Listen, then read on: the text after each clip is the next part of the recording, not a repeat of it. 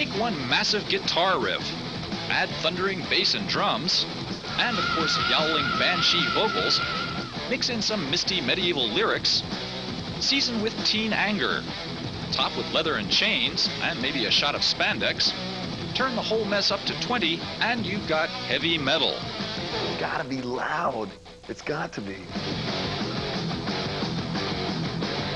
It's like square dancing in a blender. Rebellious, loud, and nasty. Hard rock, put in fifth gear. Heavy metal is, or originally was, loud, and unlike today's thrash music, it wasn't fast. In fact, its many critics found it leaden and ponderous. Heavy metal was made with guitars, played exclusively by young men.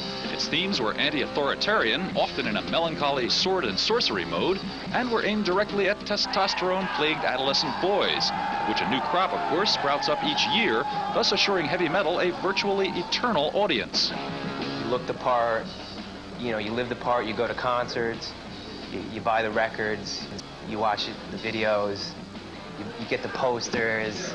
You live like almost like you're in a heavy metal band. You know, they got their ripped up jeans or whatever, their bull belts, ripped up t-shirts, and the girls have their tight, stretchy black pants on and spandex tops, and you just go nuts, man, to the music.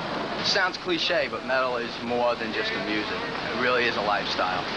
It's people feeling the same way with music as a focal point. You love it.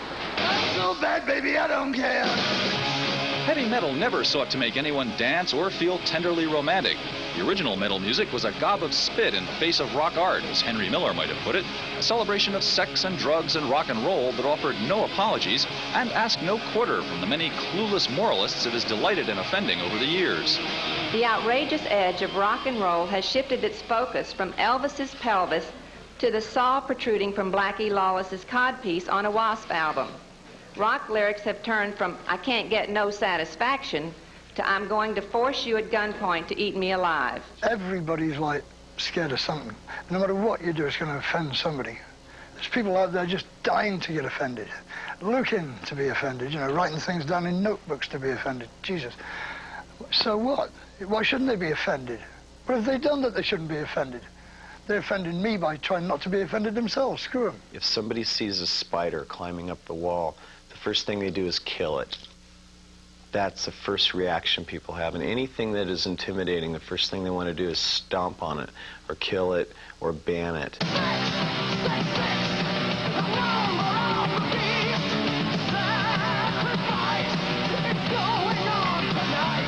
If any theme offered the promise of outraging the powers that be, heavy metal went for it. Sex, death, Satanism. Metal offered a cartoon apocalypse for millions of hormonally addled fans in their fight against figures of authority everywhere.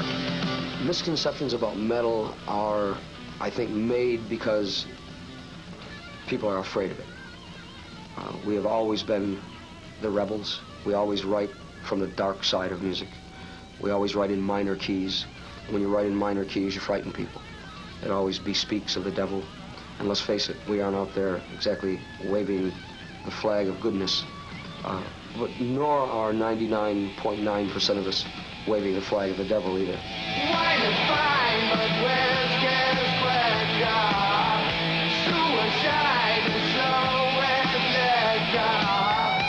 Although death is an everyday subject on the evening news, when metal acts deal with it, they're often charged with promoting teen suicide, inevitably among teens who were troubled to begin with, and even when the song in question is an anti-suicide tune, such as singer Ozzy Osbourne's by now notorious Suicide Solution. I've never, ever had a record that I've made that with the intention of people to harm themselves. Never. Because that's a stupid thing to even think of, you know. I've written things that I feel, you know, and things that I'm interested in. Not practice, you know, I don't practice black magic. I've never have.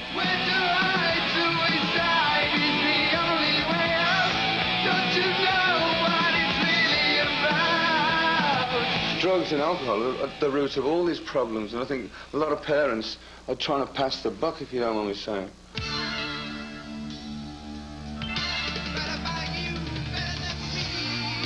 The lengths to which grown-ups will go to place the blame for their own shortcomings as parents on metal musicians was vividly illustrated in last year's trial of the veteran British metal band Judas Priest, which was charged with somehow incorporating deadly subliminal messages into its music. There are no subliminal messages on our album, but we do feel that a statement's been made. I mean, we're sort of proud of our role in a way, for we've flown the flag for rock and roll, heavy metal music in general, because it seems to us that time and time again now, music is being made the scapegoat for every bad thing that occurs, you know. We're here to tell the truth and to prove once and for all during our defense that there are no subliminal messages on Better By You, Better Than Me. There are no subliminal messages in any way, shape or form on any Judas Priest record. We'll get back to rock and roll now and heavy metal.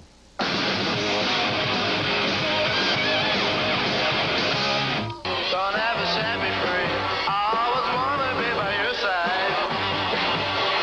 Girl, you really got me now. Heavy metal music may have started right here. I always remember when I heard You've Really Got Me by the Kinks for the first time. It was like my hair was standing on end, you know. That's what I like to go for. When I get that off of our records, it's like, ooh.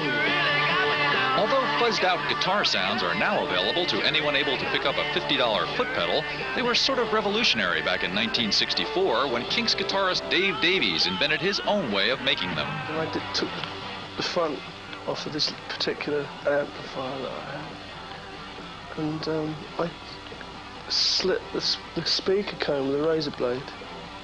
I plugged it in, and it's a great sound.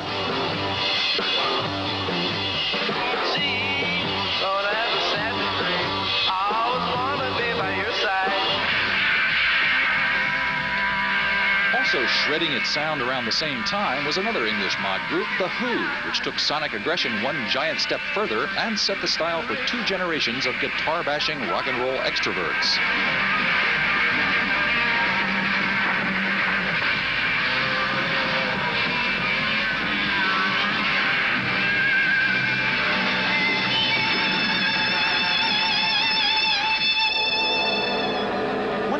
Consequence of all this high-volume guitar assault was the previously unwanted phenomenon of feedback, which became an expressive tool in the hands of such guitarists as Eric Clapton and Jeff Beck.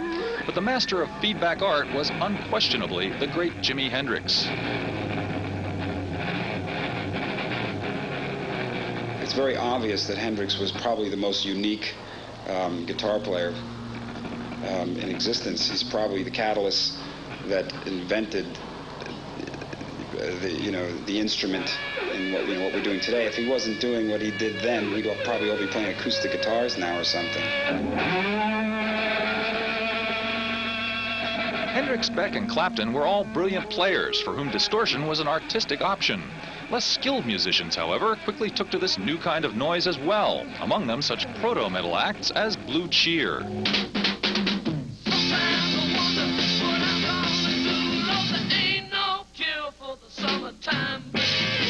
1968 may have been the watershed year for heavy metal music. The unabashed high-volume riff-mongering of such bands as Blue Cheer and the even more primitive Iron Butterfly set the stage, and another California act, Steppenwolf, adopting a scientific term by way of William Burroughs' underground novel Naked Lunch, went all the way to number 2 with the first song ever about heavy metal thunder. I like smoking lightning. Everybody